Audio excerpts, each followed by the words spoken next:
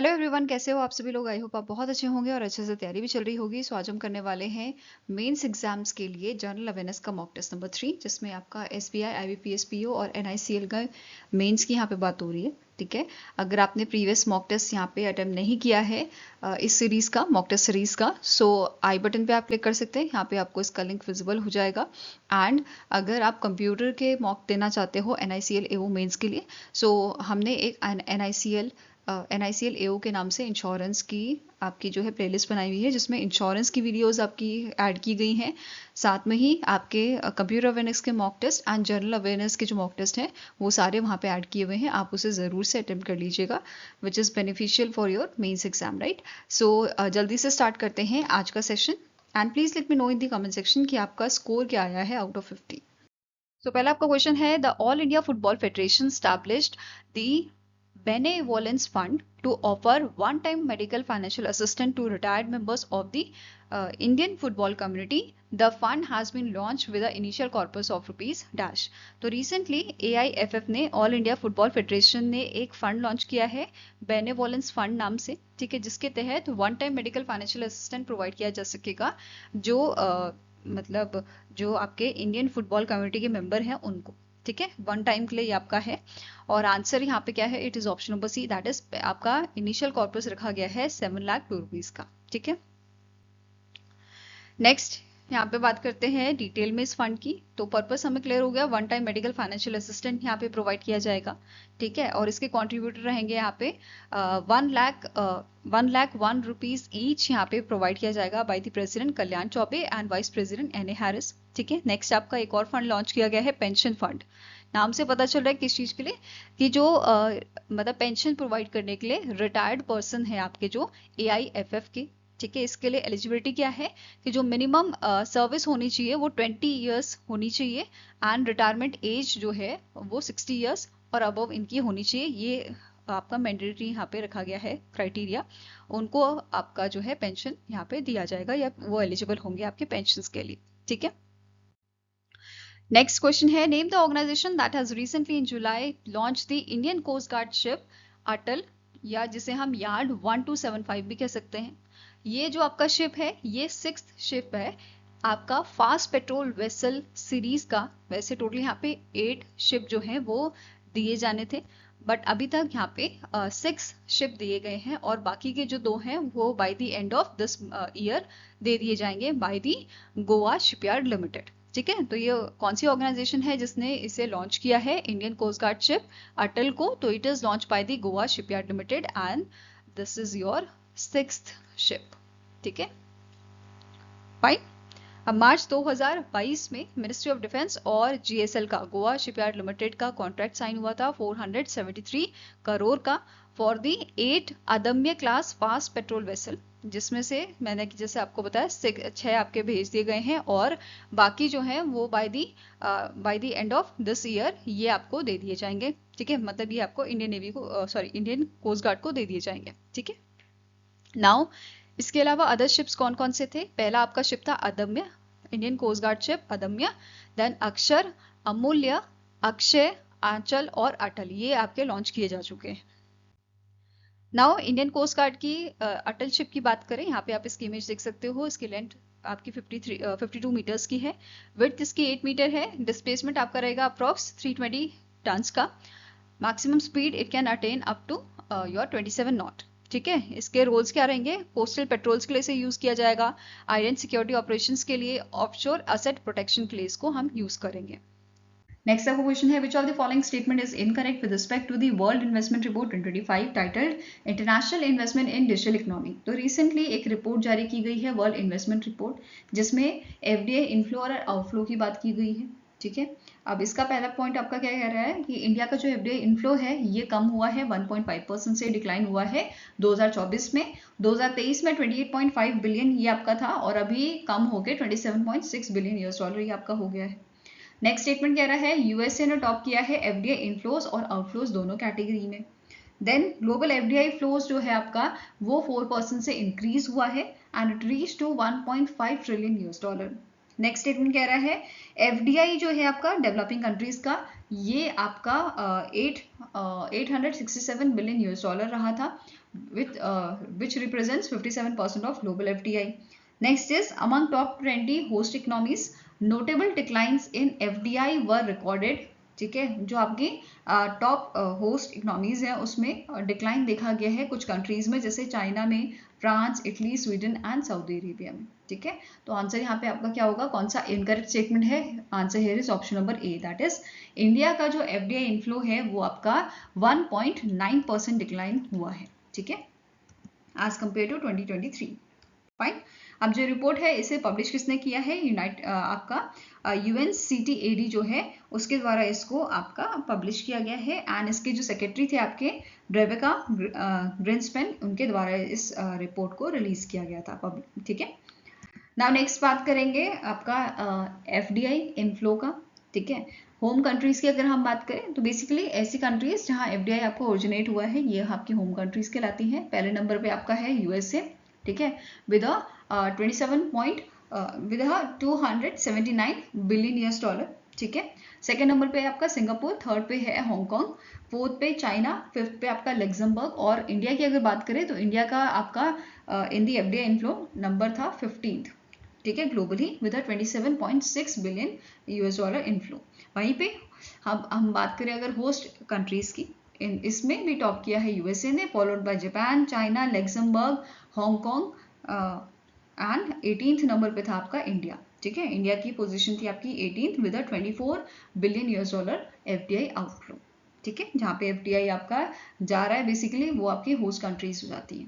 Fine, अब static information भी cover करते हैं UNCTAD के, तो उसका हेडक्वार्टर जिनेवा स्विट्जरलैंड में है और इसकी शुरुआत 1964 में की गई थी। नाउ नेक्स्ट क्वेश्चन है, during the recent NATO summit which was held in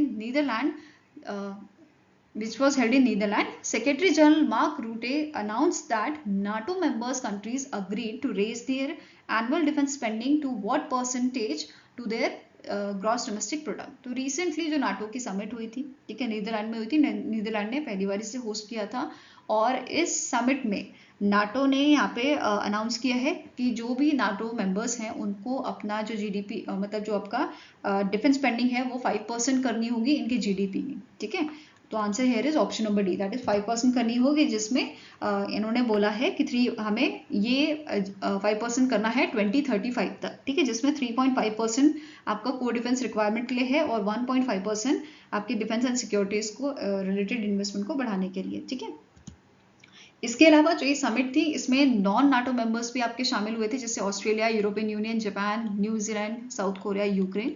और एक चीज जो इंपॉर्टेंट है कि जो नाटो की समिट है नेक्स्ट वाली कहाँ होगी? टर्की में ही आपकी होगी। ठीक है, नाटो समिट 2027 की कहाँ होगी? अल्बानिया इसे होस्ट करेगा। फाइन, अब स्टार्टिंग इन्फॉर्मेशन देखते हैं नाटो का। इसके सेक्रेटरी जनरल आपके हैं मार्क रूट, हेडक्वार्टर्स का ब्रुसेल बेल्जियम में लोकेटेड है, एंड मेंबर कंट्रीज जो आपकी हैं, ठीक है, मेंबर कंट्रीज जो आपके हैं वो कितनी है? 32। नेक्स्ट क्वेश्चन है, the national highway authority of India NHAI has developed India's first dedicated wildlife corridor on a national highway, a 12-kilometer stretch along the Delhi-Mumbai Express. This unique corridor passes through the buffer zone of which tiger reserve?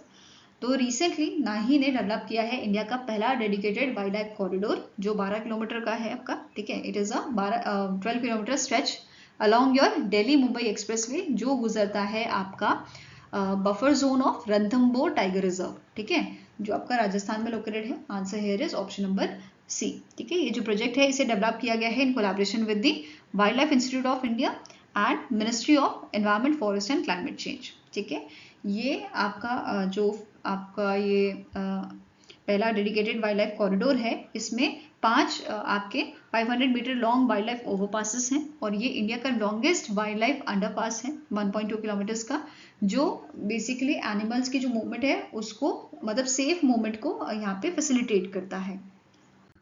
Next is, what is the name of India's first non-banking financial company? First NBFC dedicated to the maritime sector recently inaugurated by the Union Minister Sarbananda Sonowal. तो recently हमारे जो union minister हैं उनके द्वारा India का पहला आपका non banking financial company NBFC जो है बेसिकली वो यहाँ पे लॉन्च किया गया है, जिसका नाम है सागरमाला फाइनेंस कॉर्पोरेशन लिमिटेड। ठीक है, क्या नाम है इसका? सागरमाला फाइनेंस कॉर्पोरेशन लिमिटेड, जिसका पुराना नाम है सागरमाला डेवलपमेंट कंपनी लिमिटेड। ठीक है, ये एक mini Ratna category 1 central public sector enterprises है। ओके, इसके बारे में बात करें तो यहाँ पे अब एनबीएफसी की बात कर लेते हैं, क्राइटेरिया की। तो एनबीएफसी जो है, मतलब कोई भी एंटिटी जो आपका एनबीएफसी बनना चाहती है वो आपकी इनकॉर्पोरेट होनी चाहिए कंपनीज एक्ट 2013 में। ठीक है, मिनिमम नेट ओन फंड इनका कितना होना चाहिए? अगर NBFC investment and credit companies के लिए देख रहे हो तो 10 करोड़ का, and NBFC micro finance institution में भी आपका 10 करोड़ का जो है लिमिट है।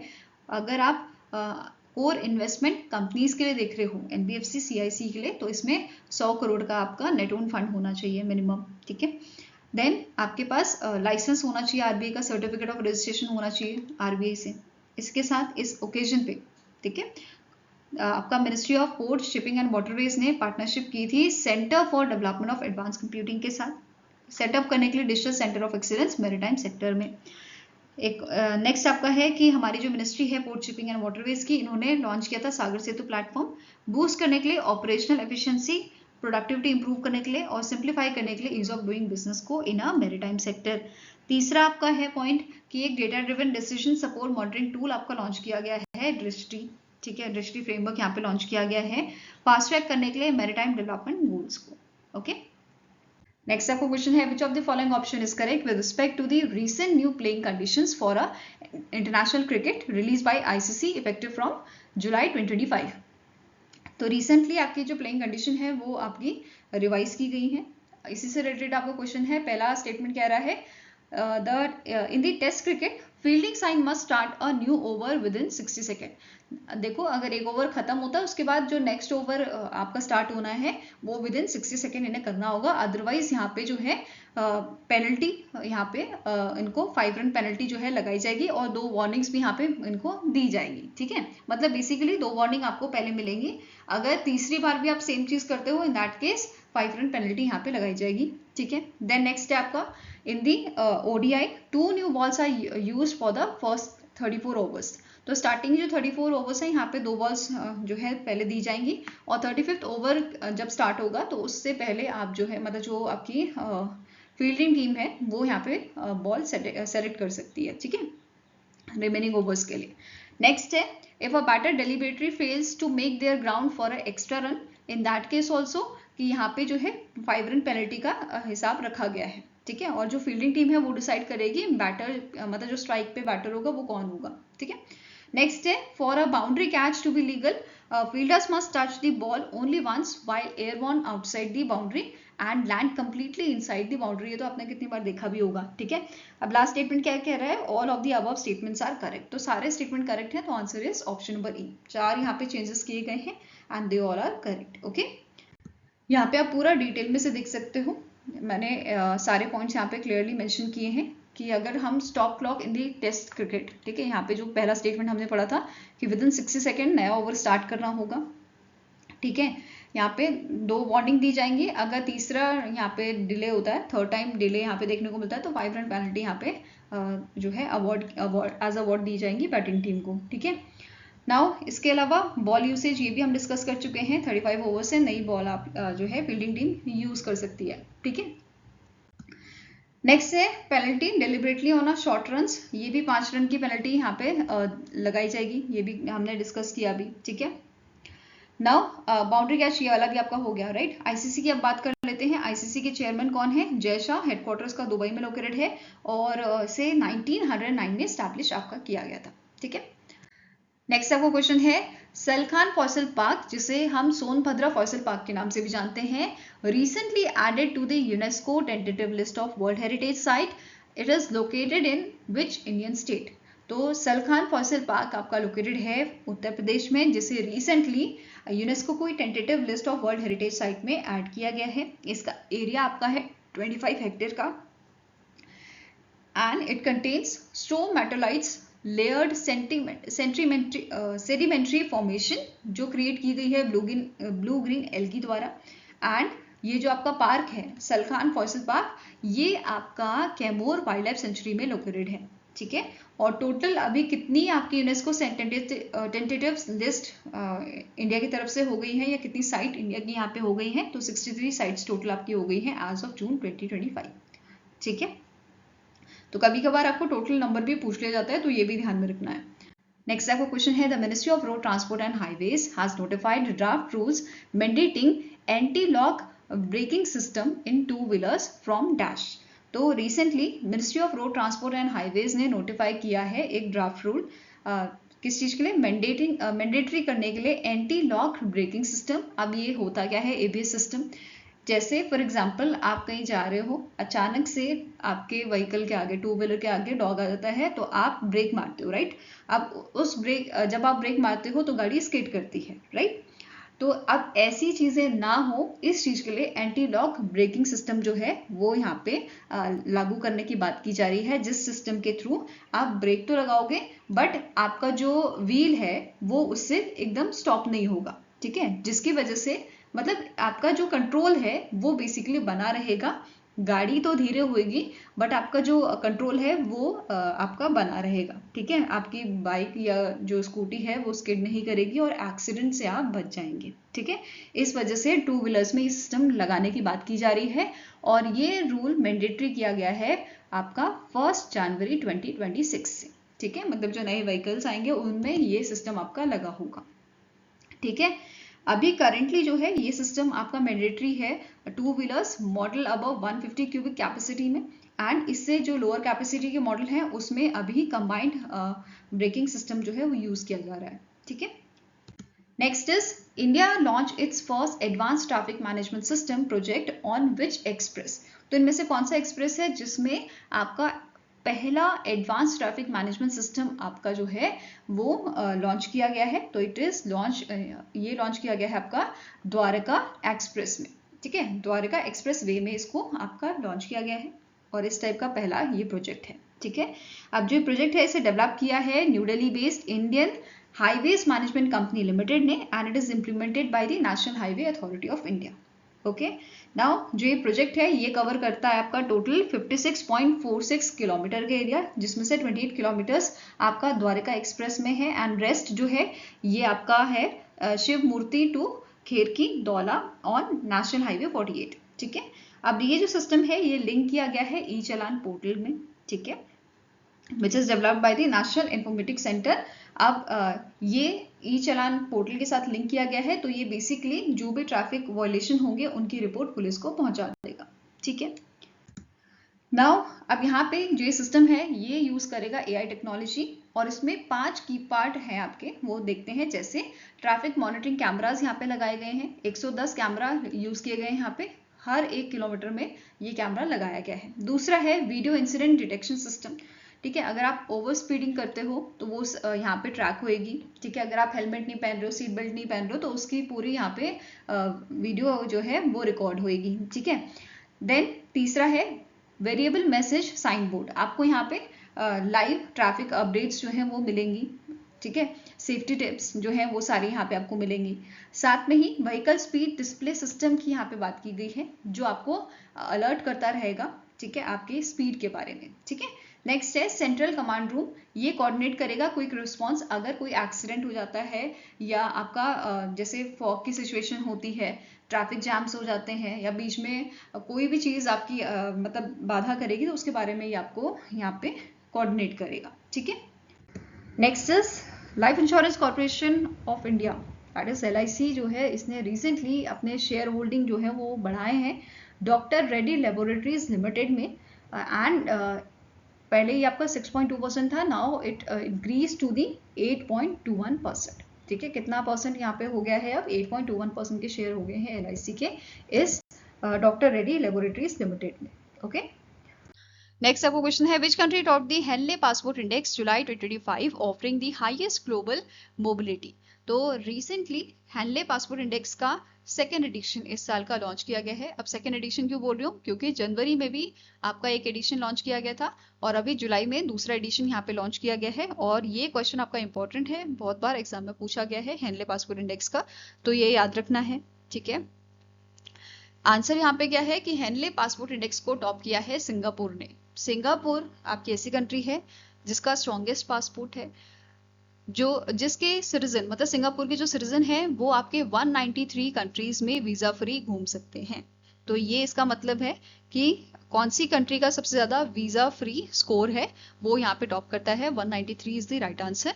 सिंगापुर ने यहाँ पे टॉप किया है। सेकेंड नंबर पे जापान आता है with 190 and south Korea, Japan and south Korea basically. And 189 पे है Denmark, Finland, France, Germany, Ireland, Italy and Spain. ठीक है, थर्ड नंबर पे। अब इंडिया की बात करें तो इंडिया का कौन सा रैंक था, 77th रैंक था।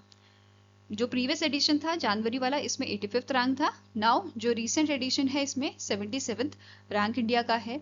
और अमंग द एशियन कंट्रीज, अगर एशिया की हम बात करें, एशिया में इंडिया जो है 5th नंबर पे लाई करता है।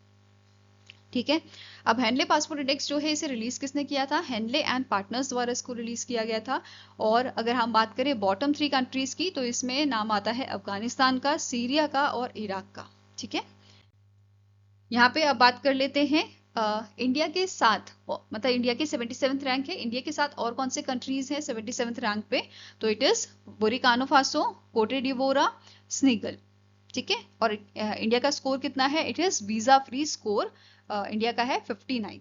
Okay, now Henley and partners की बात करें, इसके सीईओ हैं डॉक्टर जॉर्ज स्टेफन। इसका हेडक्वार्टर आपका लंदन यूके में लोकेटेड है एंड इसे स्टैब्लिश किया गया था 1997 में। Next is which two countries were jointly elected to lead the UN Habitat General Assembly for the 2025-2029 term। तो recently मलेशिया एंड यूएई को आपका सेलेक्ट किया गया है। ठीक है, आपका 2025 से 2029 का जो टर्म है इसके लिए ये दोनों कंट्रीज आपकी प्रेसिडेंट जो है रहेंगी। ठीक है, आधे टर्म के लिए मलेशिया रहेगा और आधे टर्म के लिए यूएई। तो आपका मलेशिया 2025 से 2027 के बीच में रहेगा और 27 से 29 के बीच में रहेगा आपका यूएई। ठीक है, मलेशिया की तरफ से प्रेसिडेंट आपके रहेंगे नागा कोरमिंग। ठीक है, एंड यूएई की तरफ से रहेंगे मोहम्मद इब्राहिम अल मंसूरी, जो डीजी हैं आपके, he is a director general of a Sheikh Zayed housing programme. ठीक है, अब मलेशिया ने आपकी जो प्रेसिडेंसी है वो किससे ली है, मेक्सिको से ली है। तो ये याद रखना है, कभी कभी प्रीवियस आपकी जो कंट्री होती है प्रेसिडेंट, उसका नाम भी पूछ लिया जाता है। ठीक है, नाउ नेक्स्ट आपका क्वेश्चन है, who has been appointed as a full time CEO of a Indian Olympic Association. तो इंडियन ओलंपिक एसोसिएशन के फुल टाइम सीईओ अपॉइंट किए गए हैं रघुराम अय्यर। क्या नाम है इनका, रघुराम अय्यर। और इन द ईयर 2007 इन्होंने एज अ सीईओ जो है इन्हें अपॉइंट किया गया था राजस्थान रॉयल का। ऐसे ही अदर फ्रेंचाइजीज जो आपके आईपीएल के हैं ये उनके सीईओ रह चुके हैं। ठीक है, नाउ रिसेंटली जो आपका इंडियन ओलंपिक एसोसिएशन है, इन्होंने athlete anti doping disciplinary panel जो है वो भी स्टैब्लिश किया है। डोपिंग आपने सुना ही होगा, डोपिंग की जो भी आपकी चीजें हैं उनको हैंडल करने के लिए, उनको टैकल करने के लिए। ठीक है, इससे रिलेटेड अब जो ये पैनल है इसके हेड कौन होंगे, रोहित, इनका नाम है रोहित राजपाल, जो फॉर्मर टेनिस प्लेयर हैं। और ये 7 मेंबर की आपकी जो है पैनल बनाई गई है, जिसके हेड रोहित राजपाल हैं। और अदर मेंबर्स की बात करें तो पीएसएम चंद्रन, जो स्पोर्ट्स मेडिसिन एक्सपर्ट हैं, Aparna Popat, then doctor Anindya Chaudhary, Dilawar Singh, doctor B Srinivas and doctor Sudhir K Jain इस पैनल में आपके शामिल हैं। ठीक है, नाउ स्टैटिक इन्फॉर्मेशन कवर करते हैं इंडियन ओलंपिक एसोसिएशन की।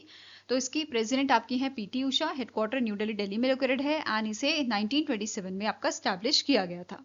नाउ नेक्स्ट आपका क्वेश्चन है, which Indian player become the first Indian women to win the FIDE Women's World Cup 2025, achieving this milestone during the tournament held in Batumi, Georgia. तो रिसेंटली India की दिव्या देशमुख जो हैं, ठीक है, ये पहली इंडियन विमेन बनी है जिन्होंने विमेंस वर्ल्ड कप जीता है बेसिकली। ठीक है, FIDE का विमेंस वर्ल्ड कप जीता है और इन्होंने फाइनल में हराया था इंडिया की कोनेरू हम्पी को।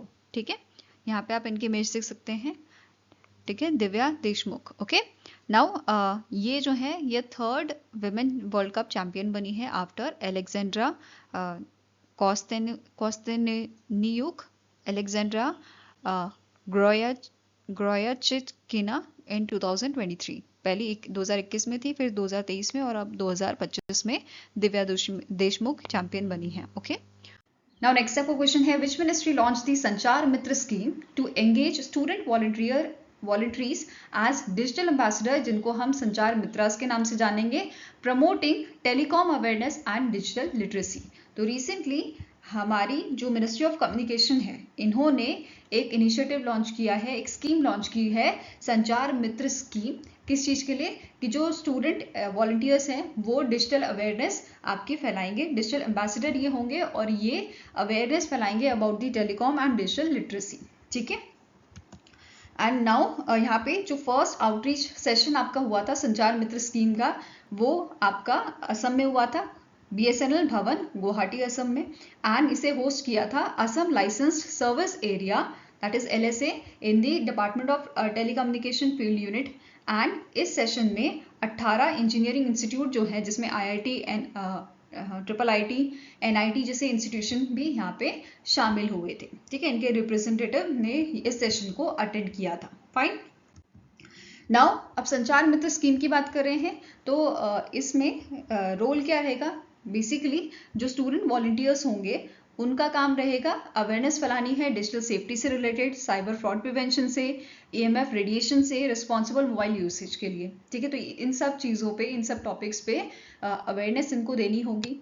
अब इसमें इस स्कीम में कोर पिलर आपके रहेंगे कनेक्ट, एजुकेट, इनोवेट, जिसका काम रहेगा promote secure and responsible and inclusive telecom usage पे। ठीक है। अब ट्रेनिंग की अगर हम बात करें तो जो एकेडमिक इंस्टीट्यूशन है वो नॉमिनेट करेंगे अपने स्टूडेंट्स को जो बिलोंग करते होंगे telecom, electronics, computer science and cyber security से रिलेटेड फील्ड से, एंड इनको ट्रेनिंग प्रोवाइड की जाएगी by the national communication academic technology and department of telecoms media wing. तो ये दोनों ऑर्गेनाइजेशन जो है ट्रेनिंग्स प्रोवाइड करेंगी यहाँ पे स्टूडेंट्स को। ठीक है, और ये टॉपिक्स आपके रिलेटेड होंगे 5G, 6G, AI, cyber security से रिलेटेड, ताकि जो स्टूडेंट वॉलंटियर है, जो आपके संचार मित्रास हैं, वो अवेयरनेस जो है फैला सकें। ठीक है। अब इन संचार मित्रास में भी जो टॉप परफॉर्मर होंगे उनको इंटर्नशिप जो है दी जाएगी, इंटर्नशिप में वो पार्टिसिपेट कर सकते हैं, फिर वो नेशनल टेलीकॉम प्रोजेक्ट्स जो होंगे उनमें पार्टिसिपेट कर पाएंगे। ठीक है, and exposure at the India Mobile Congress and International Telecommunication Union forums. ठीक है, उनको ये अपॉर्चुनिटीज यहाँ पे मिलेंगी। Next is who has been inducted as a first women pilot in the fighter stream of Indian naval aviation. तो इनमें से कौन सी आपकी पहले वुमेन बनी है? ठीक है, जिनको इंडक्ट किया गया है as a first women pilot in the fighter stream of Indian naval aviation. तो इनका नाम है आपका इनका नाम क्या है? इनका नाम है आपका आस्था पूनिया। ठीक है, क्या नाम है? Aastha Poonia is the right answer. Now Aastha Poonia और लेफ्टिनेंट जो आपके हैं लेफ्टिनेंट जनरल अतुल कुमार धुला, इन दोनों को अवार्ड इन दोनों को प्रेजेंट किया गया है award wings of gold, and it is honoured by the honour was presented by the rear admiral Janak Bevli. ठीक है।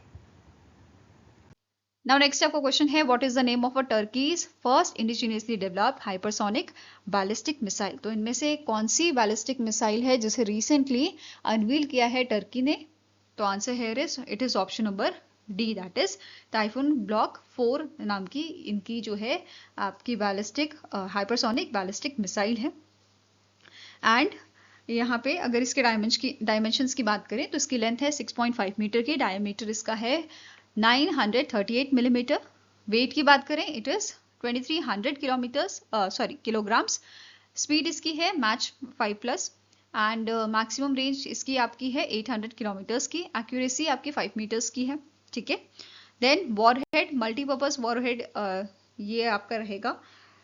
ठीक है। इसके अलावा यहाँ पे टर्की जो है ये सेकेंड नाटो आपका मेंबर बना है, North Atlantic Treaty Organization member बना है आफ्टर USA, जिसने डेवलप किया है हाइपरसोनिक मिसाइल्स को। ठीक है।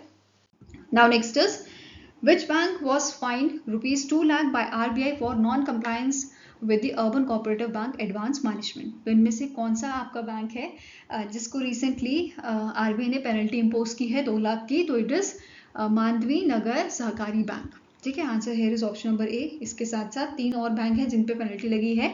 3 लाख की पेनल्टी RBI ने लगाई है सर्वोदय नागरिक सहकारी बैंक लिमिटेड पे, लक्ष्मी विष्णु सहकारी बैंक लिमिटेड पे आपका 20,000 की पेनल्टी लगाई गई है। Then Thane district central cooperative bank limited जो है इस पे 2.10 लाख की पेनल्टी लगाई गई है फॉर KYC कंप्लायंस। ठीक है, नेक्स्ट क्वेश्चन है, who was honoured with the 2025 global leadership award by the US India strategic partnership forum eight 8th annual leadership summit in the Washington DC। तो अभी आपका 2025 का ग्लोबल लीडरशिप अवार्ड दिया गया है किसे? कुमार मंगलम बिरला, चेयरमैन है जो आदित्य बिरला ग्रुप के। ठीक है, answer here is option number B. और ये अवार्ड दिया क्यों जाता है?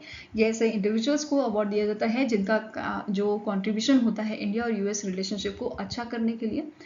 ठीक है, उनको ये अवार्ड दिया जाता है, मतलब उनके आउटस्टैंडिंग कंट्रीब्यूशन के लिए ये अवार्ड दिया जाता है। ठीक है, नाउ कुमार मंगलम जी की बात करें तो इनको 2023 में बिजनेस लीडर ऑफ डिकेड जो है नाम दिया गया था by the all India management association द्वारा। ठीक है, इसके अलावा एक और चीज़ नोट करनी है कि इंडियन ओरिजिन के अरविंद कृष्णा जो है ही is a chairman, president and CEO of international business machine that is IBM।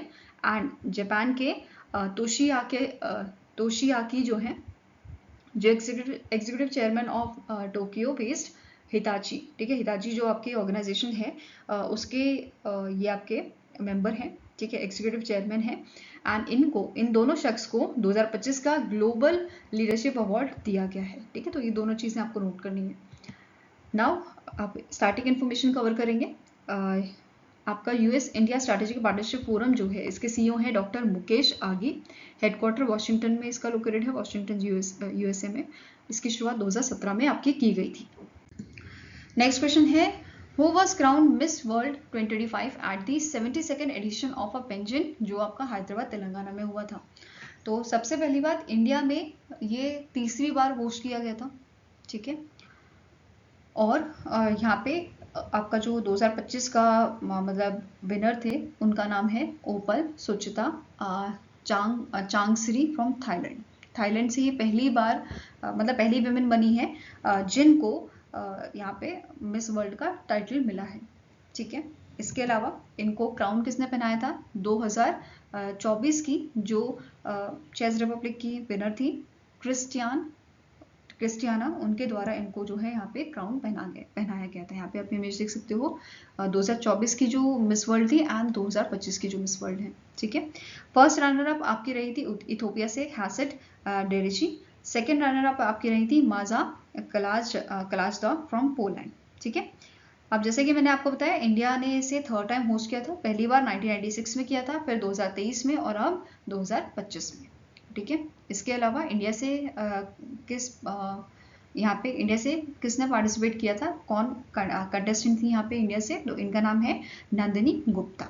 ठीक है, इसके अलावा किन किन मतलब इंडिया ने कब कब आपका मिस वर्ल्ड जीता है, मिस वर्ल्ड टाइटल, वो भी देखते हैं। 1966 में जीता था रीता फेरिया ने, ऐश्वर्या राय ने 1994 में, Diana in 1997, Yukta 1999, Priyanka Chopra in the year 2000 and Manushi Chhillar 2017 में। ठीक है, अब कुछ आपके पॉइंट्स देख लेते हैं। जैसे मिस वर्ल्ड 2025 के यहाँ पे 108 कंटेस्टेंट थे और इसे होस्ट किया गया था। इस इवेंट को होस्ट किसने किया था? स्टेफ हाइनी डेल वेले जो मिस वर्ल्ड रही हैं 2016 की। यहाँ पे आप इनकी इमेज देख सकते हैं। एंड इंडिया से सचिन कुंबर जो टीवी के आपके मतलब इंडियन टीवी के आपके जो हैं पर्सनालिटी हैं उनके द्वारा इसे होस्ट किया गया था। ठीक है, जजिंग पैनल जो था इसमें आपके इंडियन पर्सन्स भी शामिल थे, जैसे मानुषी शिल्लर 2017 की मिस वर्ल्ड एंड आपकी सुधा रेड्डी जी, ये भी यहाँ पे शामिल थी। इसके अलावा जूलिया मॉर्ले जो चेयरमैन एंड CEO है मिस वर्ल्ड ऑर्गेनाइजेशन की, वो भी इसमें शामिल थी। ठीक है, अब यहाँ पे अदर यहाँ पे जो टाइटल थे जैसे miss world Asia and Oceania, ये दिया गया था थाईलैंड की ओपल सुचिता। देन मिस वर्ल्ड अफ्रीका जो फर्स्ट रनर अप थी हासिड डीजे, उनको दिया गया था। यूरोप का दिया गया था माजा कलाजदा जो सेकेंड रनर अप थी। And miss world America and Caribbean दिया गया था ओरिले जैकहेम को। ठीक है, इसी के साथ नोट करना है जो सोनू सूद जी है उनको इनके चैरिटी के लिए मिस वर्ल्ड ह्यूमैनिटेरियन अवार्ड दिया गया था। Global ambassador for beauty with purpose award ये दिया गया था सुधा रेड्डी जी को। क्लियर है? Next is which company has partnered with a space transportation system to develop India's first indigenous quantum secure satellite. तो इनमें से कौन सी आपकी कंपनी है जिन्होंने स्पेस ट्रांसपोर्टेशन सिस्टम के साथ पार्टनरशिप की है? किस चीज के लिए? डेवलप करने के लिए इंडिया का पहला इंडिजिनियस क्वांटम सिक्योर सैटेलाइट। तो it is your synergy Quantum India. Synergy Quantum India ने पार्टनरशिप की है आपके स्पेस ट्रांसपोर्टेशन सिस्टम के साथ। क्लियर है? Synergy Quantum India Private Limited की बात कर रहे हैं तो इसके सीईओ हैं Jaswinder Singh Oberoi and Mukesh Kumar. Headquarter New Delhi में लोकेटेड है। इसकी शुरुआत 2018 में आपकी की गई थी। Now next आपका क्वेश्चन है, which Indian state has launched the milk subsidy scheme to enhance milk production, increase farmers' income and to strengthen the dairy sector? तो इनमें से कौन सा इंडियन स्टेट है जिसने लॉन्च किया है इनके स्टेट में मिल्क सब्सिडी स्कीम? तो it was launch by the Himanta Biswa Sarma जो आपके सीएम है असम के। ठीक है, तो असम गवर्नमेंट द्वारा इसको लॉन्च किया गया है। इसका टोटल बजट आपका है 10 करोड़ का फॉर द फाइनेंशियल ईयर 2025-2026। ठीक है, इस स्कीम के तहत फार्मर्स जो हैं उनको पर लीटर 5 रुपये यहाँ पे जो है दिया जाएगा for supplying milk to the corporative processing unit, और एक farmer up to 30 litres per day जो है एलिजिबल है फॉर दिस सब्सिडी। ठीक है, नेक्स्ट है कि यहाँ पे 20,000 डेयरी फार्मर्स को बेनिफिट मिलेगा इस स्कीम से, ऐसा यहाँ पे मेंशन किया गया है।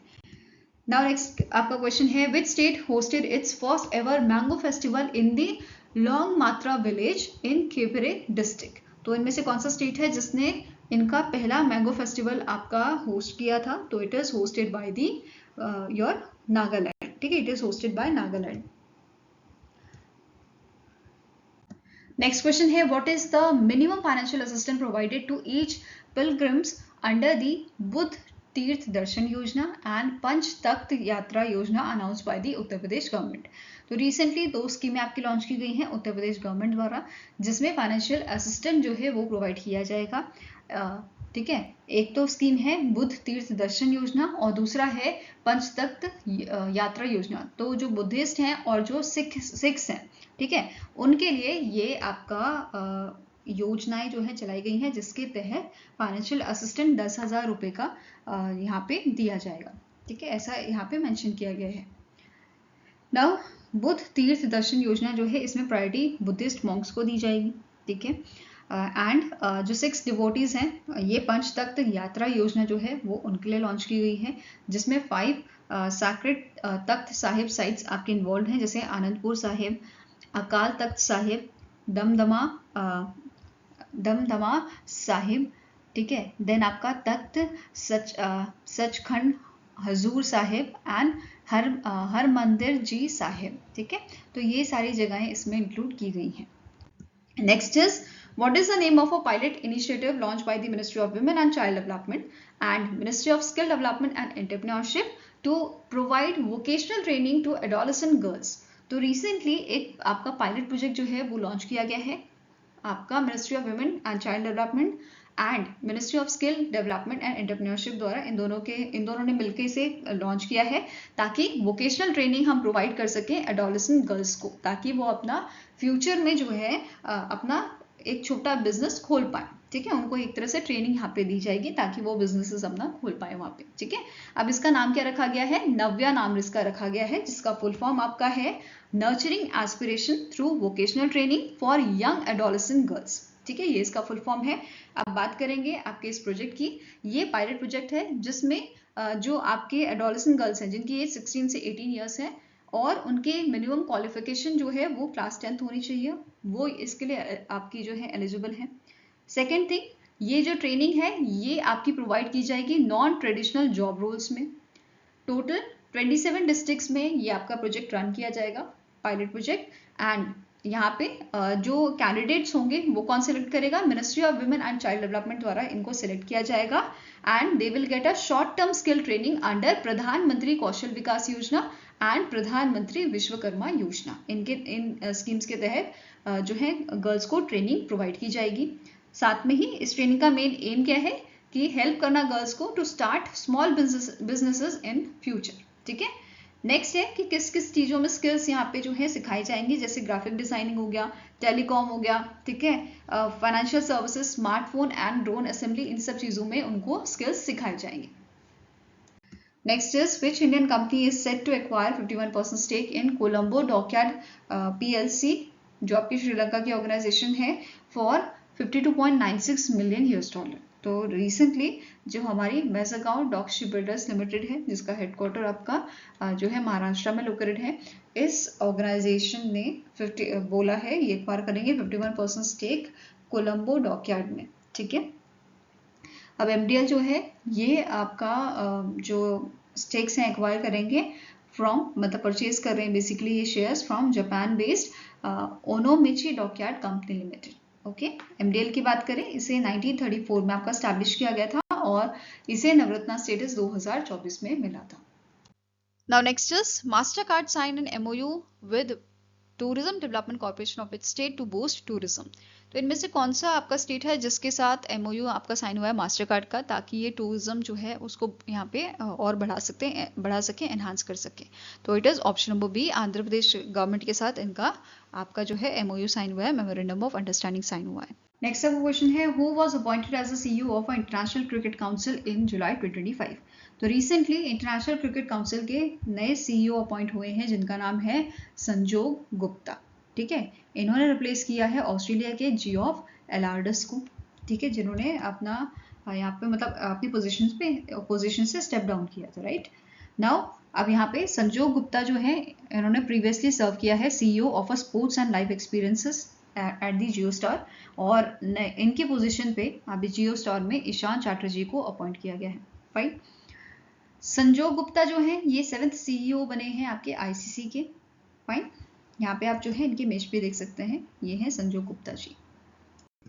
नेक्स्ट क्वेश्चन है, which bank has recently been granted scheduled bank status by the RBI। तो RBI ने इनमें से कौन सी पेमेंट बैंक है जिसको scheduled बैंक का स्टेटस अभी जो है रिसेंटली दिया है? तो answer here is, it is your NSDL payment bank. ठीक है, NSDL पेमेंट बैंक को स्केड्यूल्ड बैंक का स्टेटस दिया गया है, और इन मंथ ऑफ जून एक बैंक आपका था विश्वेश्वर सहकारी बैंक, जिसको स्केड्यूल्ड बैंक का स्टेटस दिया गया था। ठीक है, कौन सा बैंक था आपका? विश्वेश्वर सहकारी बैंक। ठीक है, now NSDL bank payment bank जो है ये आपका जो है 5वां पेमेंट बैंक बना है जिसको स्केड्यूल्ड बैंक का स्टेटस दिया गया है। इससे पहले India post payment bank, Fino payment bank, Airtel payment bank and Jio payment bank को ये स्टेटस दिया जा चुका है। ठीक है, NSDL की बात करें, NSDL पेमेंट बैंक की, तो इसके आपके चेयरमैन है धनंजय तांबे, हेडक्वार्टर्स का इसका हेडक्वार्टर जो है मुंबई महाराष्ट्र में लोकेटेड है। MD एंड CEO है अभिजीत कमलापुरकर, और इसे 2018 में स्टैब्लिश किया गया था। नाउ नेक्स्ट बात कर लेते हैं स्केड्यूल बैंक की। स्केड्यूल बैंक बेसिकली स्टेटस जो है वो आपका दो टाइप का होता है, स्केड्यूल कमर्शियल बैंक का और स्केड्यूल कॉर्पोरेटिव बैंक का। अब यहाँ पे एक क्वेश्चन बनता है मिनिमम पेड अप कैपिटल के लिए, कि आपका जो स्केड्यूल बैंक है इसके स्टेटस के लिए कितना मिनिमम पेड अप कैपिटल जो है वो मेंटेन वो बेसिकली आपके पास होना चाहिए।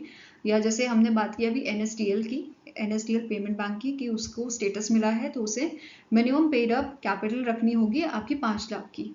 ठीक है, एज पर दी RBI। इसके अलावा जो स्केड्यूल बैंक आपके हैं वो बैंक रेट पे डेब्ट या लोन्स जो हैं वो एक्सेस मतलब उनको एक्सेस मिल जाता है इसका। साथ में ही इनके फर्स्ट क्लास एक्सचेंज बिल्स जो है इनके लिए रीडिस्काउंटिंग कर सकते हैं फ्रॉम दी RBI। ठीक है, इनको मिल सकती है फ्रॉम दी RBI। इसके अलावा इन्हें आपका मेंटेन करना होता है cash reserve ratio with the RBI। Okay, now next question है, International Finance Corporation has pledged how much funding to the IndiGrid Trust to construct India's largest 180 megawatt standalone battery energy storage system project in Gujarat। तो recently IFC जो आपका part है world bank का, इसने approval दिया है कि ये 460 करोड़ का अमाउंट जो है वो IndiGrid ट्रस्ट को देगा। ठीक है, किस चीज़ के लिए? गुजरात में आपका battery energy storage system project को सेटअप करने के लिए, उसको कंस्ट्रक्ट करने के लिए। ठीक है, अब यहाँ पे 460 करोड़ जो है वो इक्विवेलेंट होता है आपका 55 मिलियन का। ठीक है, जिसमें से IFC अपने अकाउंट से 38.5 मिलियन $, यहाँ पे दे रहा है, और जो रेस्ट आपका अमाउंट है $16.5 मिलियन का, ये क्लीन टेक्नोलॉजी फंड से दिया जाएगा। ठीक है। अब जो ये प्रोजेक्ट है ये सेटअप किया जाएगा आपका इंडीग्रिड द्वारा गुजरात एनर्जी ट्रांसमिशन कॉरपोरेशन में, ठीक है, इन दी सानंद गुजरात में, ठीक है। इम्प्लीमेंट कौन करेगा? गुजरात BESS प्रोजेक्ट लिमिटेड इसे इम्प्लीमेंट करेगा एंड ये जो आपका सेटअप है ये ऑपरेशनलाइज होगा बाय 2026 फरवरी 2026 तक। Okay, now starting information cover करेंगे। IFC के MD आपके हैं मख्तार दियोब, हेडक्वार्टर वॉशिंगटन में आपका लोकेटेड है, इस्टेब्लिश इसे 1956 में किया गया था। वहीं पे इंडीग्रिड ट्रस्ट की बात करें तो हर्ष शाह इसके MD हैं, हेडक्वार्टर न्यू दिल्ली में है और 2016 में इस्टेब्लिश किया गया है इसको। Now next is which organization unveiled India's first indigenous photonic radar for advanced stealth detection? तो अभी रिसेंटली यहाँ पे इनमें से कौन सी ऑर्गेनाइजेशन है जिन्होंने अनवील किया है इंडिया का पहला photonic radar, advanced radar basically? तो it is done by the DRDO ने इसे जो है अनवील किया है। और जैसे हमारे ट्रेडिशनल जो आपके रेडार होते हैं वो स्टील एयरक्राफ्ट जो होते हैं उनको डिटेक्ट नहीं कर पाते, या स्टील ड्रोन जो होते हैं उनको डिटेक्ट नहीं कर पाते हैं, जिसकी वजह से इंडिया को नुकसान झेलने को मिलता है। वहीं पे अब हम यहाँ पे फोटोनिक रेडार की बात कर रहे हैं जो एक भी चूक नहीं करेगा और सारे जो भी आपके स्टील एयरक्राफ्ट होंगे, ड्रोन्स होंगे, ठीक है, उनको ये इजीली ट्रैक कर पाएगा और उनको वहीं पे ध्वस्त कर देगा, ठीक है। अब इसे डिजाइन किसने किया है? Electronics and radar development establishment laboratory जो आपकी है DRDO की, उसके द्वारा इसको आपका डिजाइन किया गया है। एंड ये जो रेडार है इसकी प्रॉपर्टीज की बात करें तो ये आपका लेजर और ऑप्टिकल फाइबर्स यूज करता है, ठीक है, इंस्टेड ऑफ रेडियो वेव्स जो पहले आपके रेडार्स में यूज की जाती थी, ठीक है, जिसकी मदद से ये आपका आसानी से ट्रैक कर पाता है स्टील एयरक्राफ्ट को, ठीक है। इसकी फ्रिक्वेंसी आपकी ज्यादा है, ठीक है, very high frequency it has up to 34 gigahertz की इसकी फ्रिक्वेंसी है। एंड ये क्लियर इमेजेस हमें बताता है आपके एयरक्राफ्ट की, क्लियर है, ताकि इजीली उसको जो है गिराया जा सके। नेक्स्ट आपको क्वेश्चन है which organisation approved $200 million to support a clean energy programme in India which is led by the Asian development bank?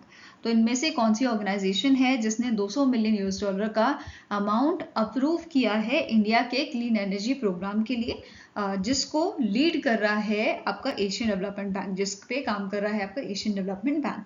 तो आंसर आपका हो जाएगा it is green climate fund. World का लार्जेस्ट क्लाइमेट फंड ये आपका है और ये साउथ कोरिया का है, ठीक है, जिसने अप्रूवल दिया है $200 मिलियन का इंडिया के क्लीन एनर्जी प्रोग्राम के लिए, ठीक है। अब ये जो फंड है ग्रीन क्लाइमेट फंड, ये हेल्प करता है डेवलपिंग नेशंस को, ठीक है, कि वो रिड्यूस कर सके ग्रीन हाउस गैसेस को, ठीक है, मतलब ग्रीन हाउस गैस एमिशन को वो कम कर सके, ठीक है, और जो अडेप्ट कर सके आपके जो क्लाइमेट चेंज है, ठीक है, क्लाइमेट चेंज इम्पैक्ट जो है बेसिकली उनको अडेप्ट कर सके। तो ये आपका ग्रीन क्लाइमेट फंड इस पे काम करता है, ठीक है, इसको सपोर्ट करता है। नाउ स्टैटिक इन्फॉर्मेशन देखेंगे इसकी। जो ग्रीन क्लाइमेट फंड है इसके एग्जीक्यूटिव डायरेक्टर आपके हैं मफाल्दा दुरते, हेडक्वार्टर इसका आपका साउथ कोरिया में लोकेटेड है, इंसियोन साउथ कोरिया में, ठीक है। एशियन डेवलपमेंट बैंक की बात करें इसके प्रेसिडेंट है मसातो कांदा एंड हेडक्वार्टर्स का मनीला फिलीपींस में है, 1966 में इसे एस्टैब्लिश किया गया था। Now next is the Union Cabinet recently enhanced the budget for the Pradhan Mantri Kisan Sampada Yojana to 6,520 crore by adding dash rupees to implement new projects announced in the 2024-2025 budget. तो recently Union Cabinet ने आपका amount जो है वो बढ़ाया है प्रधानमंत्री किसान संपदा योजना के तहत, और टोटल अमाउंट जो इसका हो गया है वो है 6,520 करोड़ का। और इसमें कितना ऐड किया गया है? इट इज 1,920 करोड़ का जो बजट है वो यहाँ पे आपका ऐड किया गया है। फाइन। नाउ अब ये जो बजट है इसमें से आपका 1,000 करोड़ यूज किया जाएगा 50 फूड इरेडिकेशन यूनिट्स को सेटअप करने के लिए under the integrated cold chain and value addition infrastructure scheme, ठीक है। और ये जो यूनिट है इट इज एक्सपेक्टेड कि ये क्रिएट करेंगे 20 से 30 लाख टन का प्रिजर्वेशन कैपेसिटी पर ईयर, ठीक है, प्रिजर्वेशन। नाउ यहाँ पे जो इरेडिकेशन यहाँ पे होगा बेसिकली जो स्टोर यहाँ जो है चीजें की जाएंगी उससे क्या होगा, लॉसेस कम होंगे, कंटामिनेशन कम होगा, ठीक है। जो जैसे फ्रूट्स यहाँ पे रखे जाए या सब्जी रखी जाए तो वो पकेगी नहीं, ठीक है। तो इन सब चीज़ों से हमारा जो है थोड़ा लॉस जो है हम क्योर कर सकते हैं, ठीक है। और इनकी जो शेल्फ लाइफ है वो भी बढ़ जाएगी आपके फूड की, ठीक है। नेक्स्ट है कि यहाँ पे स्टैब्लिश किए जाएंगे 100 food testing laboratories under the food safety and quality assurance infrastructure scheme, ताकि फूड सेफ्टी जो है उनको हम बेसिकली इंश्योर कर सकें आपके फूड सेफ्टी को, ठीक है। अब जो लैब है ये सैंपल टेस्टिंग यहाँ पे आपका करेंगी, इससे सैंपल टेस्टिंग अच्छे से होगा, ठीक है। एंड इससे क्या होगा, फायदा ये होगा कि हमारा जो एक्सपोर्ट है वो बूस्ट होगा और कस्टमर ट्रस्ट बढ़ेगा, ठीक है। साथ में ही 920 करोड़ की अगर बात करें तो ये अदर प्रोजेक्ट जो आपके हैं प्रधानमंत्री किसान संपदा योजना के, उनमें ये खर्च किया जाएगा, ठीक है। नाउ बात करते हैं प्रधानमंत्री किसान संपदा योजना की। तो इसका पुराना नाम आपका था संपदा, scheme for agro marine processing and development of agro processing cluster, 2017 में लॉन्च की गई थी। इसे इंप्लीमेंट कौन सी मिनिस्ट्री करती है, ministry of food processing and industry, ठीक है। Ministry of food processing industry इसको आपका इंप्लीमेंट करती है। इसी के साथ नोट करना है जो स्कीम है एक्सटेंड की गई थी आपकी 31 मार्च 2026 तक, ओके। नेक्स्ट क्वेश्चन है what is the name of a indigenously developed automatic train protection system commissioned by the Indian Railways on the Mathura to Kota section of a Delhi Mumbai corridor in July 2025। तो recently कवच 4 नाम का जो आपका automatic train protection system है वो commission किया गया है इंडियन रेलवे द्वारा। तो आंसर यहाँ पे आपका हो जाएगा it is option number A.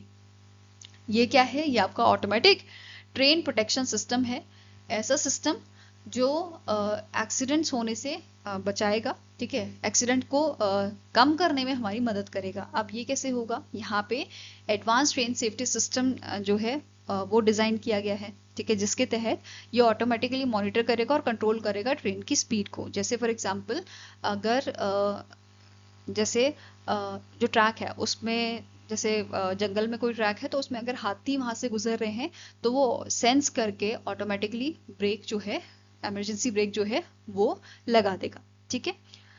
यहाँ पे आपका जो है ये इंश्योर करेगा इफेक्टिव ब्रेकिंग सिस्टम, ठीक है। अगर जैसे ठंडियों में कोहरे की बड़ी दिक्कत होती है तो उस टाइम पे भी ये जो है ऑटोमेटिकली हेल्प करेगा जो लोको पायलट्स आपके होंगे उनको, ठीक है, ताकि उस टाइम पे जो एक्सीडेंट्स ज्यादा होते हैं वो चीज हम कम कर पाए, ठीक है।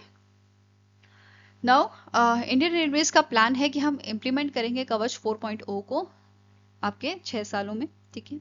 और अगर हम बात करें कवच सिस्टम की तो अभी तक 30,000 पर्सन्स को यहाँ पे ट्रेन किया जा चुका है।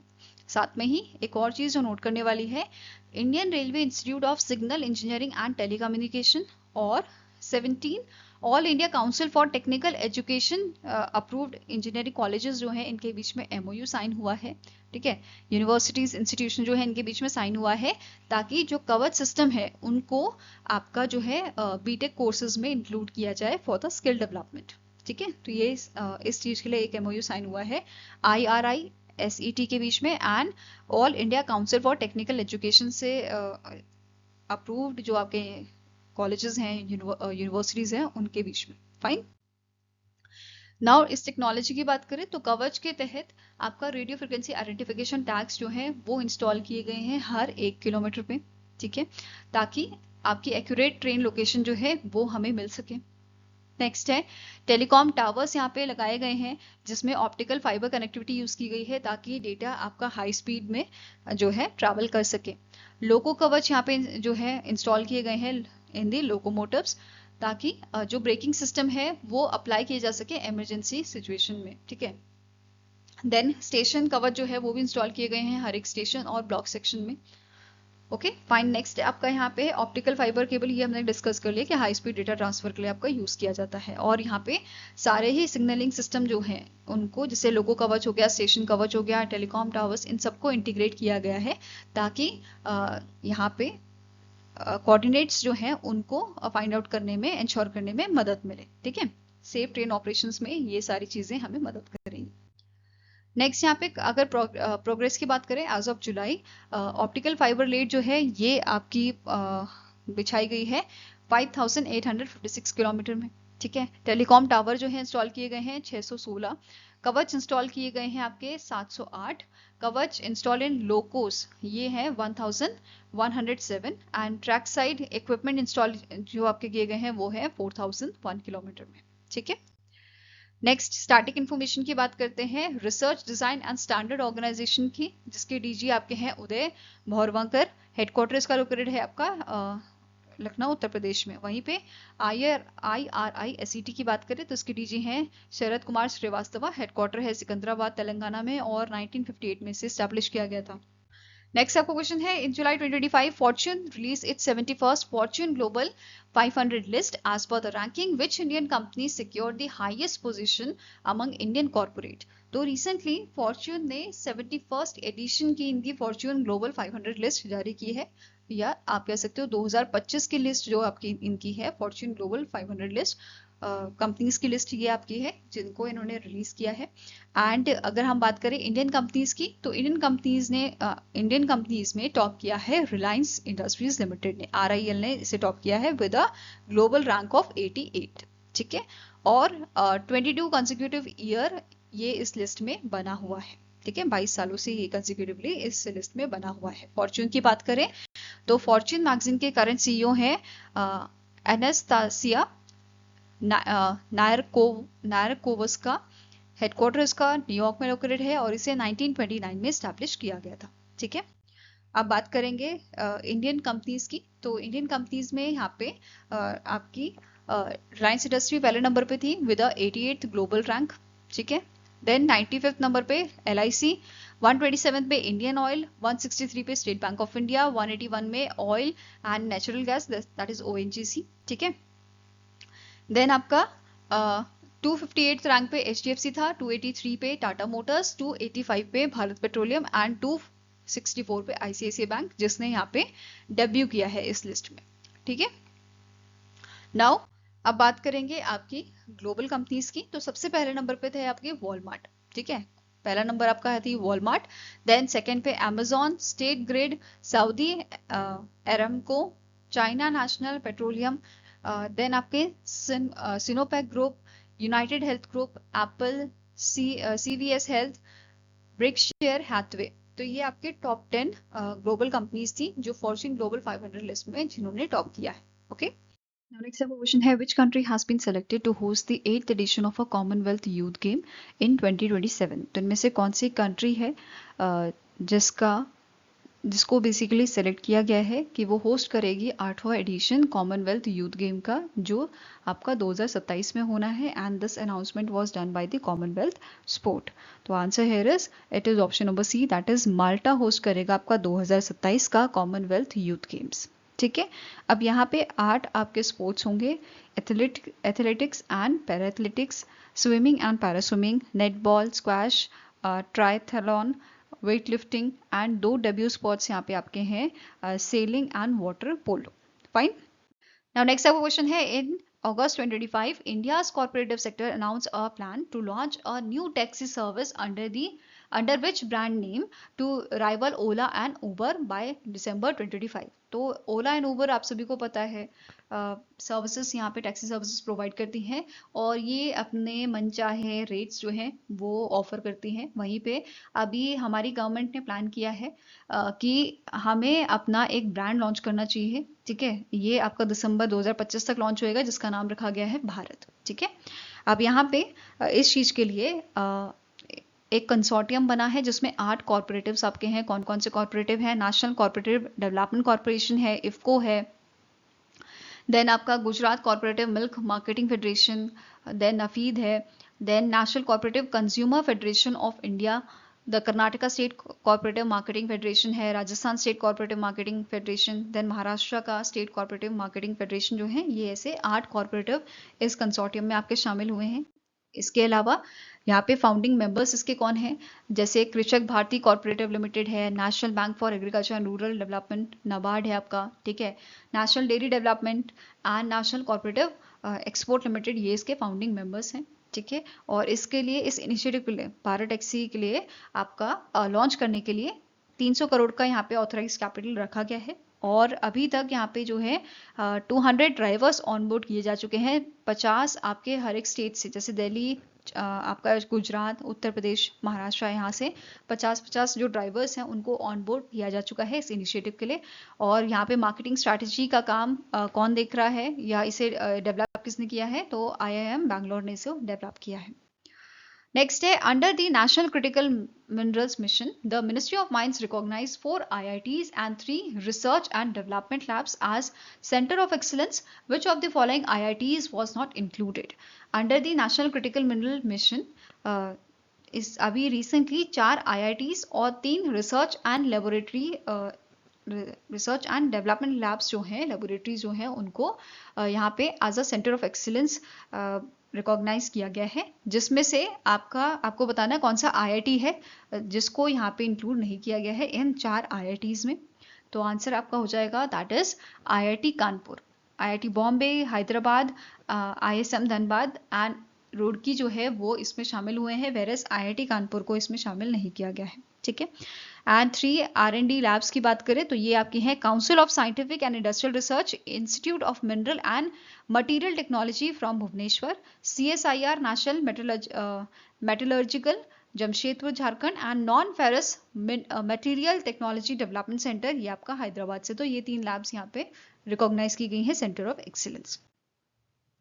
Now national critical mineral mission जो है इसकी बात कर लेते हैं। इसको जनवरी 2025 में लॉन्च किया गया था PM मोदी द्वारा। ठीक है, मतलब यूनियन कैबिनेट द्वारा इसको लॉन्च किया गया था। एंड इसका टोटल आउटले जो है 7 साल का वो है आपका 34,300 करोड़ का। ठीक है, देन इसका मेन ऑब्जेक्टिव क्या है कि हमें बूस्ट करना है डोमेस्टिक प्रोडक्शन, हमारे क्रिटिकल मिनरल्स का रिड्यूस करना है, मिनरल इंपोर्ट्स, बाहर से जो हम इंपोर्ट करते हैं मिनरल्स वो कम करना है, हमें एंश्योर करना है रिस्पॉन्सिबल सोर्सिंग। ठीक है, next is, as per the performance grading index 2.0 report for 2023-2024, which state or union territory secured the highest score and become the only one to achieve प्रचेष्टा 1 grade. तो आपके बेसिकली ये जो grading है, ये grading evaluate करती है कि जो हमारे स्कूल एजुकेशन सिस्टम है, ठीक है, स्टेट्स में, यूनियन टेरिटरीज में, वो कैसा परफॉर्म कर रहा है। तो उसको इवैल्यूएट करने के लिए, उसकी परफॉर्मेंस को इवैल्यूएट करने के लिए परफॉर्मेंस ग्रेडिंग इंडेक्स जो है वो लाया गया था आपका 2017 में। ठीक है, और चंडीगढ़ जो है वो एकमात्र ऐसा आपका जो है यूटी आपका है, ठीक है, जिसने जो है अच्छा परफॉर्म किया है और जो प्रचेष्टा 1 ग्रेड जो है उस तक अभी पहुंचा है, मतलब इकलौता ही आपका ये है। ठीक है, तो answer is option number D. और अगर हम बात करें इसका आपका जो 2022-2023 वाला इंडेक्स था, ठीक है, ये आपका 2023-24 का है। जो 2022-23 का था, इसमें चंडीगढ़ की जो मतलब ग्रेडिंग थी वो थी प्रचेष्टा 2। ठीक है, इट वॉज योर प्रचेष्टा 2। अभी ये आपकी प्रचेष्टा 1 पे पहुंच गई है। ठीक है, यहाँ पे आप देख सकते हो किस टाइप की ग्रेडिंग होती है। जैसे दक्ष ग्रेड सबसे उत्तम, मतलब सबसे बेस्ट होता है। ठीक है, जिसके 91% से 100% का जो है टोटल पॉइंट्स रहते हैं। ठीक है, उसे दक्ष कैटेगरी में डाला जाता है, दक्ष ग्रेड मिलता है, जो अभी तक किसी ने रीच नहीं किया है। अभी तक सिर्फ चंडीगढ़ पहुंचा है, वो भी प्रचेष्टा 1 ग्रेड तक। ठीक है, इससे ऊपर उत्तम, अति उत्तम, उत्कर्ष भी आपका है। फाइन। अगर आपका जो स्कोर है वो मतलब स्टेट का स्कोर जो है वो आपका 701 से 760 के बीच में होता है, प्रचेष्टा कैटेगरी में डाला जाता है। फिर इससे कम वाला 641 से 700 के बीच में। देन प्रचेष्टा 3 आपकी होती है 581 से 640 के बीच में। देन आकांक्षी 2, आकांक्षी 3, ऐसे करके आपके अलग अलग ग्रेड्स होते हैं। ठीक है, नाउ अब बात करेंगे आपके ग्रेड वाइज। तो चंडीगढ़ जो है ये प्रचेष्टा 1 में पहुंचा है, मतलब सबसे हाई स्कोर जो था वो चंडीगढ़ का था आपका। ठीक है, ये 703 आपका स्कोर था 2023-24 वाला जो इंडेक्स था उसमें। ठीक है, प्रचेष्टा 2 में कोई भी आपका स्टेट और यूटी नहीं था। प्रचेष्टा 3 में पंजाब, दिल्ली, गुजरात, उड़ीसा, केरला, ठीक है, हरियाणा, गोवा, महाराष्ट्र, राजस्थान, ये सब आपके स्टेट्स थे। ठीक है, नेक्स्ट इज आपका जो आकांक्षी 1 कैटेगरी है, इसमें पुडुचेरी, हिमाचल प्रदेश, अंडमान निकोबार आइलैंड, आंध्र प्रदेश, तमिलनाडु जैसे आपके स्टेट्स थे। ठीक है। टोटल 14 आपके स्टेट एंड यूटी इस वाली ग्रेड में थे, जिसका स्कोर 521 से 580 के बीच में है। ऐसे ही आकांक्षी 2 में आपका तेलंगाना था, असम, झारखंड, त्रिपुरा, मणिपुर, छत्तीसगढ़, बिहार, नागालैंड, मिजोरम, ये थे टोटल 10 आपके स्टेट एंड यूनियन टेरिटरी थे आकांक्षी 2 में, ठीक है। और आकांक्षी 3 जो सबसे लोएस्ट परफॉर्मेंस दी गई है वो दी गई है बाय मेघालय, ठीक है। इनके स्कूल्स में जो है बहुत ज़्यादा इम्प्रूवमेंट की ज़रूरत है। फाइन, अब यहाँ पे इम्प्रूवमेंट की बात कर ही रहे हैं तो 2023-24 का जो आपका इंडेक्स है इसमें 36 स्टेट्स एंड यूटी में से 25 ने इम्प्रूवमेंट शो किया है, ठीक है, एज कम्पेयर टू 22-23। और टॉप 3 शार्पेस्ट इंक्रीज जो देखने को मिला है वो हमें दिल्ली, हिमाचल प्रदेश एंड हरियाणा और पुडुचेरी में देखने को मिला है। फाइन, नेक्स्ट आपका क्वेश्चन है, who became the first Indian sprinter to run the men's 100 metre in under 10.20 second. तो इनमें से कौन से आपके एथलीट हैं जिन्होंने रिकॉर्ड बनाया है? पहले इंडियन स्प्रिंटर बने हैं जिन्होंने 100 मीटर 10.18 सेकेंड में जो है कवर किया है, ठीक है। और ये शख्स आपके हैं अनिमेश कुजूर, ठीक है। Now Dromia international sprint and relays की यहाँ पे बात कर रहे हैं हम, तो ये आपका ग्रीस में इवेंट हुआ था जिसमें फर्स्ट रैंक हासिल की थी Benjamin Richardson from south Africa with a time of 10.01 second. Second number पे थे अली अनवर अल बलूशी 10.12 सेकेंड्स, ठीक है, ओनम से आपके बिलोंग करते हैं। देन थर्ड नंबर पे थे हमारे देश के अनिमेश कुजूर, ठीक है। एंड इन्होंने आपका जो है 20.32 सेकेंड में रिकॉर्ड बनाया है 200 मीटर का, मतलब ये नेशनल रिकॉर्ड होल्डर हैं जिन्होंने 200 मीटर 20.32 सेकेंड में कवर किया था। यहाँ पे आप इनकी इमेज भी देख सकते हैं। Now next आपका क्वेश्चन है, as per the NITI Aayog second edition of north eastern region district sustainable development goal in sustainable development index report which district emerged as a top performing district with a score of 81.43। तो recently एक report जारी की गई है north eastern region district sustainable development index की। अब जो ये इंडेक्स है ये हमें बताता है जो नॉर्थ ईस्ट रीजन है, ठीक है, नॉर्थ ईस्ट रीजन में जो हमारे स्टेट हैं उनके जो डिस्ट्रिक्ट्स हैं उनकी प्रोग्रेस सस्टेनेबल डेवलपमेंट गोल में क्या प्रोग्रेस इनकी चल रही है वो इस रिपोर्ट के जरिए हमें पता चलता है। और ये रिपोर्ट हमें बताती है कि सबसे ज़्यादा अच्छी प्रोग्रेस या खराब प्रोग्रेस जो है वो किन डिस्ट्रिक्ट की हो रही है, ठीक है। अब यहाँ पे अगर हम बात करें टॉप परफॉर्मिंग डिस्ट्रिक्ट की तो उनके परफॉर्मेंस पे बेस सबसे ज़्यादा जो हमें इम्प्रूवमेंट या प्रोग्रेस जो देखने को मिली है ये देखने को मिली है मिजोरम के हेनाथेल डिस्ट्रिक्ट जो है वहाँ पे, ठीक है। अगर प्रोनाउंसिएशन गलत होगी तो उसके लिए सॉरी। सो ये आपका डिस्ट्रिक्ट है मिजोरम का जिसने सबसे अच्छा परफॉर्म किया है 81.43 स्कोर के साथ, ठीक है। अब यहाँ पे टॉप 5 डिस्ट्रिक्ट आप देख सकते हो, पहला आपका मिजोरम का है, दूसरा डिस्ट्रिक्ट आपका अगेन मिजोरम से है with 79.86 score and it is Champhai, ठीक है। त्रिपुरा का Gomati and Mokokchung from Nagaland, west Tripura from Tripura, ठीक है, इसका स्कोर आपका 77.64 है। और ये 5 डिस्ट्रिक्ट आपके ऐसे हैं जिन्होंने बहुत अच्छा परफॉर्म किया है, ठीक है। यहाँ पे अगर हम बात करें इस इंडेक्स की तो इस इंडेक्स को डेवलप किया है नीति आयोग ने in collaboration with the ministry of development of north eastern region with a technical support from UNDP. आप कमेंट सेक्शन में मुझे यूएनडीपी की फुल फॉर्म बताइए और उसका हेडक्वार्टर कहाँ है वो भी। नाउ ये आपका था सेकेंड एडिशन, इससे पहले भी एक इंडेक्स आपका जारी किया गया था और जो अभी सेकेंड एडिशन था इसमें आउट ऑफ 131 डिस्ट्रिक्ट 121 जो है उनके बारे में यहाँ पे आपको बताया गया है, मतलब उन्होंने एक तरह से पार्टिसिपेट इसमें किया है, ठीक है। अब यहाँ पे 4 कैटेगरीज होते हैं जिसके बेसिस पे स्कोर दिया जाता है। अचीवर अगर कैटेगरी है तो इसमें स्कोर 100 होता है। फ्रंट रनर में आपका स्कोर जो है वो 65 से 99 के बीच में होता है। परफॉर्मर वाली कैटेगरी में स्कोर आपका 50 से 65 के बीच में होता है एंड एस्पिरेंट में आपका स्कोर लेस देन 50 होता है, ठीक है। तो ये 4 कैटेगरीज में बांटा जाता है इस इंडेक्स के थ्रू। नाउ सबसे कम स्कोर जो किया है वो आपका है अरुणाचल प्रदेश का Longding district with 58.71 score, followed by again district of Arunachal Pradesh Kamle and third number पे मणिपुर का फेरजवाल डिस्ट्रिक्ट जो है उसने परफॉर्म किया है। तो ये 3 आपके लोएस्ट स्कोरिंग डिस्ट्रिक्ट थे, ठीक है। इसके अलावा मिजोरम, सिक्किम एंड त्रिपुरा आपके ऐसे स्टेट्स रहे हैं जिनके सारे डिस्ट्रिक्ट आपके फ्रंट रनर में आए हैं। ठीक है, एज पर दिस इंडेक्स्ड। इसके अलावा नीति आयोग की बात करें तो इसके करंट सीईओ हैं BVR सुब्रमण्यम, और उन्होंने ही इस इंडेक्स को रिलीज किया था। और आपका नीति आयोग का हेडक्वार्टर न्यू दिल्ली में लोकेटेड है, स्टैब्लिश किया गया था 2015 में। अब यहाँ पे आप वीडियो पॉज करके आराम से देख सकते हैं। सस्टेनेबल डेवलपमेंट गोल जो है, जैसे 1 आपका है नो पॉवर्टी वाला जो होता है, इसमें कौन से डिस्ट्रिक्ट ने टॉप किया है, तो टॉप 3 डिस्ट्रिक्ट्स इसमें इंक्लूड किए गए हैं, जैसे नागालैंड का Mokokchung, Gangtok from Sikkim and Thoubal from Manipur. तो इन्होंने टॉप किया है सस्टेनेबल डेवलपमेंट गोल 1 में।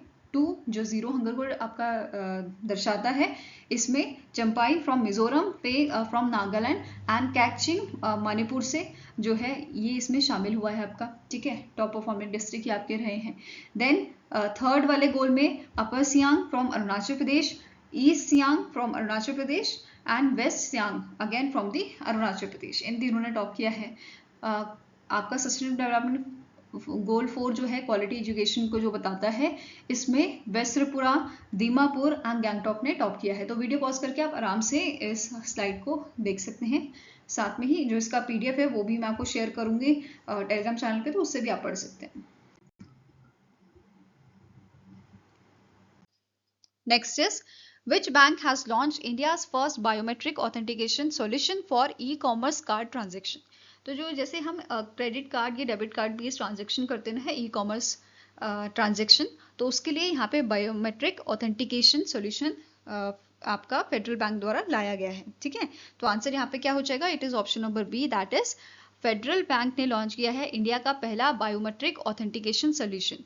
अब यहाँ पे जैसे हम लोग ऑनलाइन शॉपिंग करते हैं, आपके फॉर एग्जांपल हमने डेबिट कार्ड से की, ठीक है, तो हमें OTP आता है, फिर OTP हम डालते हैं, मतलब 30 सेकंड का यहाँ पे टाइमलाइन आपका रहता है OTP का, फिर आप OTP डालते हो, उसके बाद जाके कंफर्म होके पेमेंट आपकी होती है। ठीक है, तो अब यहाँ पे इन्होंने क्या सोल्यूशन लाया है, इंस्टेड ऑफ OTP यहाँ पे बायोमेट्रिक आपका जो है फर्स्ट टाइम आपको सेटअप करना पड़ेगा, और हर बार सिर्फ आप अपने बायोमेट्रिक से, ठीक है, आप बायोमेट्रिक से चाहे आपका फिंगरप्रिंट हो या फेस ID आप यहाँ पे सेट कर सकते हो, और उससे आपकी पेमेंट जो है हो जाएगी। मतलब जो काम 30 से 60 सेकंड में आपका हो रहा था, अब ये 3 to 4 सेकंड्स में हो जाएगा, मतलब पेमेंट वाला काम। ठीक है, नाउ आंसर क्या है, यहाँ पे फेडरल बैंक ने इस इनिशिएटिव को लॉन्च किया है, और इस इनिशिएटिव के लिए इन्होंने कोलैबोरेट किया है आपके फिनटेक पार्टनर्स के साथ, M2P एंड मिनकासो पे के साथ। ठीक है,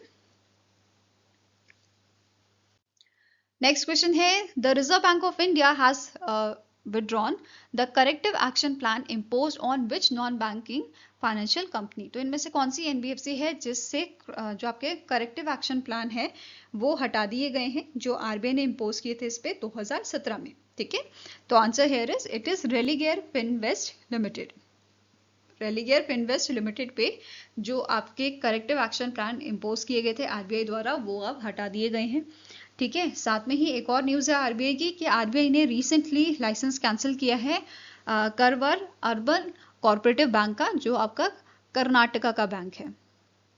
ठीक है, नेक्स्ट अब क्वेश्चन है, which country has received the final approval from the European Union to adopt the euro and become the 21st member of the euro zone from 1 January 2026? तो इनमें से कौन सी कंट्री है जिसे फाइनल अप्रूवल दिया है यूरोपियन यूनियन ने कि वो यूरो को एज अ करेंसी अपना सकता है? तो answer here is option number B, that is Bulgaria.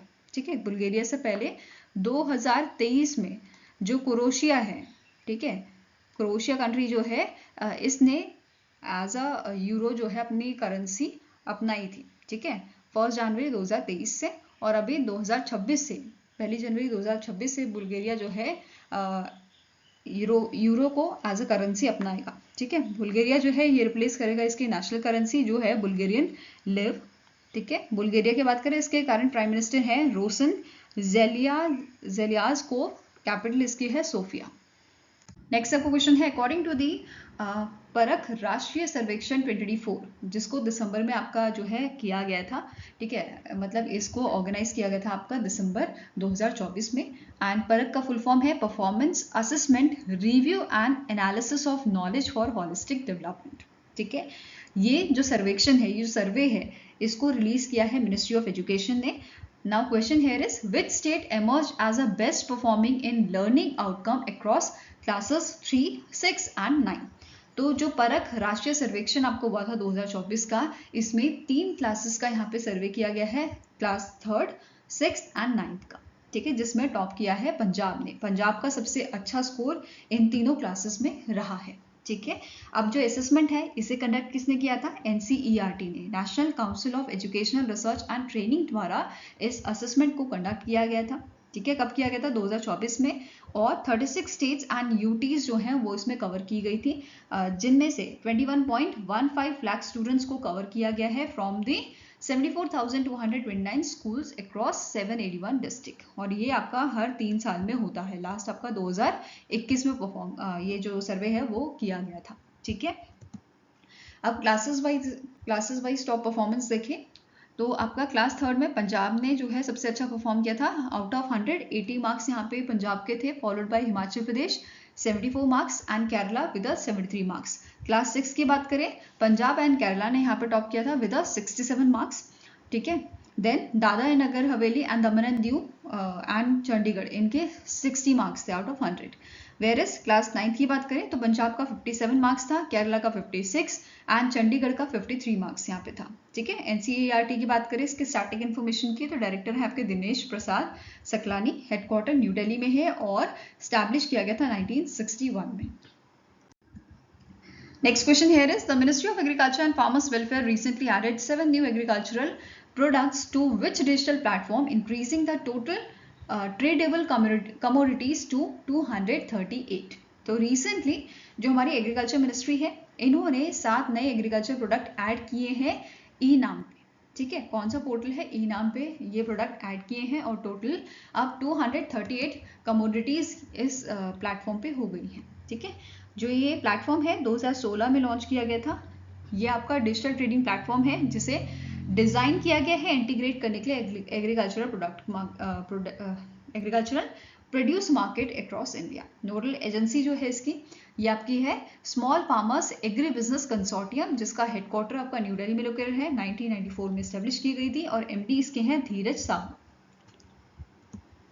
Next यहाँ पे बात करेंगे 7 प्रोडक्ट्स जो ऐड किए गए हैं। पहला आपका है शुगर केन, दूसरा है मार्चा राइस, देन कतारनी राइस, जारदालू मैंगो, सहाई लीची, देन आपका नेक्स्ट है मघाई पान एंड बनारसी पान। तो इन 7 कमोडिटीज को यहाँ पे ऐड किया गया है।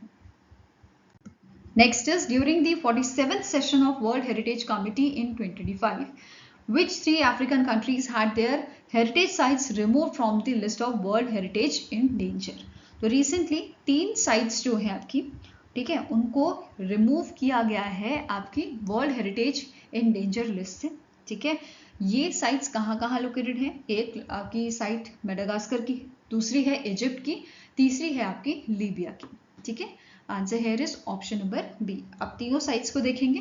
पहली साइट का क्या है नाम है? It is your rain forest of Atsinanana Madagascar में जो लोकेटेड है और इसको 2007 में वर्ल्ड हेरिटेज लिस्ट में ऐड किया गया था और 2010 में डेंजर लिस्ट में इसको ऐड किया गया था। और यहाँ पे जो रोजवुड और एबोनी है उसकी ट्रैफिकिंग यहाँ पे हो रही थी एंड डिफॉरेस्टेशन यहाँ पे हो रहा था। ये मेन रीजन था इसको डेंजर लिस्ट में डालने का, ठीक है। नेक्स्ट आता है आबू मीना जो इजिप्ट में आपका लोकेटेड है। इसको 1979 में वर्ल्ड हेरिटेज लिस्ट में इंक्लूड किया गया था और 2001 में डेंजर लिस्ट में। अब इसमें क्या रीज़न था इसको आपका ऐड करने का डेंजर लिस्ट में? तो यहाँ पे जो ग्राउंड वाटर है वो बढ़ गया था बिकॉज ऑफ एग्रीकल्चर इरिगेशन, जिसकी वजह से जो यहाँ पे स्ट्रक्चर्स आपके थे ना वो कोलैप्स होने लगे थे, राइट। नेक्स्ट आपका है ओल्ड टाउन ऑफ घाडामेस लीबिया जो 1986 में आपका इंक्लूड किया गया था वर्ल्ड हेरिटेज लिस्ट में और 2016 में इसको डेंजर लिस्ट में आपका शामिल किया गया था। और यहाँ पे आर्म्ड कॉन्फ्लिक्ट होता था, आपकी वाइल्ड लाइफ फायर्स और फ्लडिंग की वजह से इसको 2016 में डेंजर लिस्ट में आपका ऐड किया गया था। नाउ नेक्स्ट आपको क्वेश्चन है लॉरा डेल मियर जो जर्मनी से बिलोंग करती हैं। इनका रिसेंटली डेथ हुआ है। She tragically passed away in the mountaineering accident on लेला पीक जो आपका पाकिस्तान में लोकेटेड है। Was a champion in which sport? तो ये कौन से स्पोर्ट की चैंपियन है? तो ये आपकी बैथलॉन की चैंपियन थी, ठीक है, जिनका रिसेंटली अभी ये जो है ये परफॉर्म करते हुए ही इनका स्पोर्ट, इनका डेथ हो गया है, ठीक है। 31 ईयर्स की ये थी and she belongs from the Germany and she is the first women biathlete जिन्होंने 5 गोल्ड मेडल जीते थे आपके वर्ल्ड चैंपियनशिप में जो 2017 में हुई थी, and she also von a 2 gold and 1 bronze medal at the 2018 winter Olympics जो आपका साउथ कोरिया में हुआ था, ठीक है। Now next is the Indian Navy participated in which edition of the Singapore India Maritime Bilateral Exercise, that is SIMBAX, which was held in the Singapore।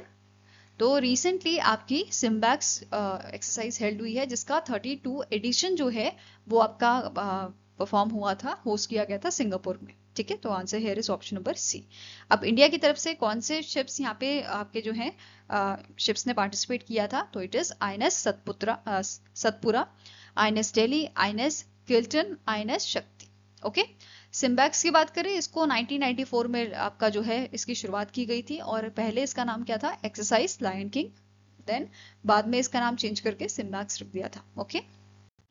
I hope guys आपको ये video पसंद आया हो, पसंद आया तो लाइक एंड शेयर जरूर कीजिएगा और हमारे साथ जुड़ने के लिए हमारे चैनल को सब्सक्राइब कीजिएगा। अगर आपके कोई सजेशन है तो आप हमें मेल कर सकते हो benchmarkstudy007@gmail.com पे, या फिर आप हमें कमेंट सेक्शन में भी लिख सकते हैं। तो मिलेंगे ऐसे ही नेक्स्ट वीडियो के साथ। Till then take care, have a nice day and all the best for your preparations.